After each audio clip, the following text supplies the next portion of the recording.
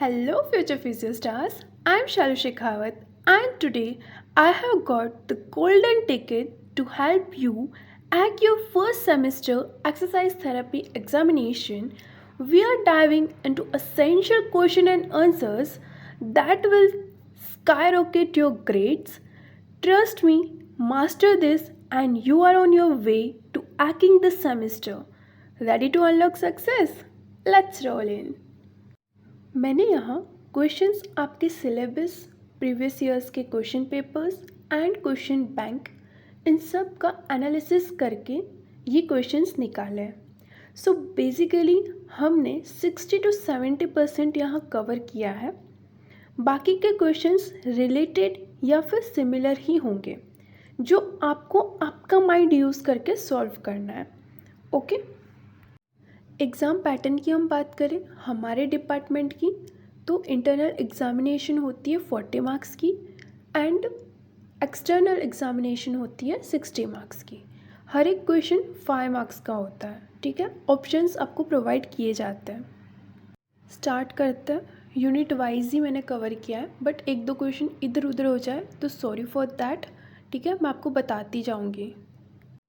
First, describe physiological, psychological, pharmacological and therapeutic effects of exercise।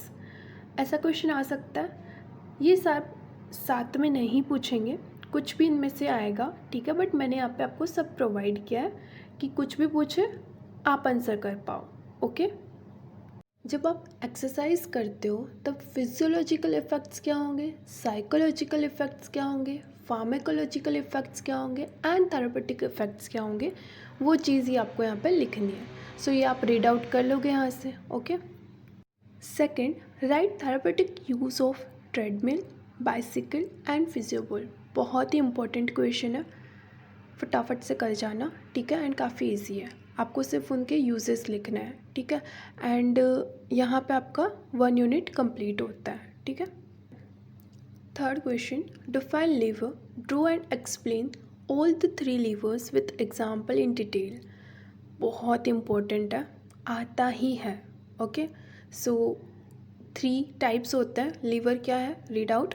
3 types होता है इसके, first class lever, second class lever and third class lever. फिर उनको explain कर देना है एग्जाम्पल के साथ। ठीक है, fourth, short note on axis and planes. ठीक है, 3 टाइप्स के एक्सिस होंगे, 3 टाइप्स के प्लेन्स होंगे। Axis sagittal, frontal and vertical. Planes की बात करें, प्लेन्स सजाइटल प्लेन, फ्रंटल या फिर कोरोनल प्लेन, ट्रांसवर्स या फिर हॉरिजॉन्टल प्लेन। ठीक है, एंड ये रही इनकी diagram. Difference between active and passive movements. Active movements क्या है एंड पैसिव मूवमेंट्स क्या है, उन्हें एग्जांपल्स के साथ एक्सप्लेन कर देना है, डिफाइन कर देना है। ठीक है, फिर उसके इफ़ेक्ट्स क्या है वो बताने, ये रहे इफ़ेक्ट्स। ठीक है, देन उसके यूजेस क्या है वो बताओ, एंड देन उसके टाइप्स कौन कौन से हैं वो बता दो। ठीक है, डिफाइन रेंज ऑफ मोशन, कोज या फिर फैक्टर्स जो अफेक्ट कर रहे हो रेंज ऑफ मोशन को, ऐसा क्वेश्चन आ सकता है, डिफाइन कर दो। ठीक है, फिर ये रहे फैक्टर्स, एज, इंजरी या सर्जरी, मसल की स्ट्रेंथ या flexibility, joint health, scar tissue, pain या डिस्कम्फर्ट, लाइफस्टाइल या फिर एक्टिविटी लेवल्स।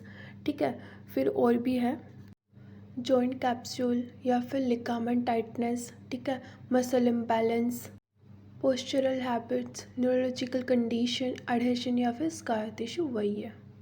फिर आपको कुछ ऐसा क्वेश्चन भी आ सकता है कि डिफाइन करो एक्टिव पैसिव मूवमेंट्स को and range of motion and axis and planes. इनके भी आपको 5 मार्क्स मिलेंगे डेफिनेशन के। ठीक है, जो आपने आगे अभी देखा ही। सो अच्छे से समझ लो एंड ताकि आप अच्छे से डिफाइन कर सको। ओके, इजी वर्ड्स में ही है। डिफरेंस पूछ सकता है between skin, muscle and capsular contracture के बीच में। ठीक है, ये रहा स्किन कंट्रैक्चर क्या है देख लो, muscle contracture and capsular contracture. Goniometer long है थोड़ा बट कर लो, इम्पॉर्टेंट है। ठीक है, सो गोनियोमीटर क्या है डिफाइन कर दो। ठीक है, उसके पार्ट्स बता दो कौन कौन से हैं। 3 पार्ट्स होता है उसमें। ठीक है, stationary arm, moving arm, fulcrum. Types of goniometer, universal goniometer जिसके दो टाइप्स हैं, half circle goniometer and full circle goniometer, ठीक है। Finger goniometer, functional goniometer, pendular goniometer, gravity dependent या फिर फ्लूइड गोनियोमीटर, इलेक्ट्रोगोनियोमीटर, ठीक है। ये हो गए टाइप्स। इंडिकेशंस, कब हमें गोनियोमीटर यूज़ करना चाहिए।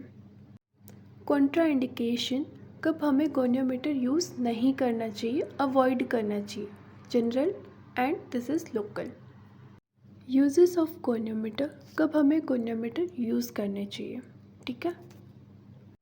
Principles of goniometer, most important, अच्छे से रीड आउट कर लेना। एंड फिल्स, इसके ऊपर क्वेश्चन आ सकता है। एंड फिल्स क्या है वो देख लो। दो टाइप्स के होते हैं, normal and abnormal. Normal soft, firm and hard. Abnormal soft, firm, hard and empty. Example के साथ ये याद रखना, ठीक है। रेंज ऑफ मोशन आपको पता होनी चाहिए। ये सारे जॉइंट्स की रेंज ऑफ मोशन है नॉर्मल, ठीक है। शोल्डर की है, elbow, forearm, wrist, MCP joint, PIP joint, DIP, thumb, hip, knee, ankle, MTP and interphalangeal. यहाँ आपका सेकंड यूनिट कंप्लीट होता है। बाकी के यूनिट्स हम नेक्स्ट पार्ट में देखेंगे, ठीक है, क्योंकि वीडियो बहुत लेंथी हो जाएगा और आप लेंथी चीज़ें देख के वैसे ही डरते हो, सो मुझे थोड़ा आपके बारे में सोचना पड़ता है, ओके। एंड लिसन, मैंने यहाँ पे डिटेल में एक्सप्लेन नहीं किया है क्योंकि मैंने ऑलरेडी ऐसे ही आपको आंसर्स प्रोवाइड किए हैं जो इजी लैंग्वेज में हो और आपको समझ आए। एक बार आप सब कुछ रीड ज़रूर से करना, ऊपर से देख के डर नहीं जाना है, ठीक है।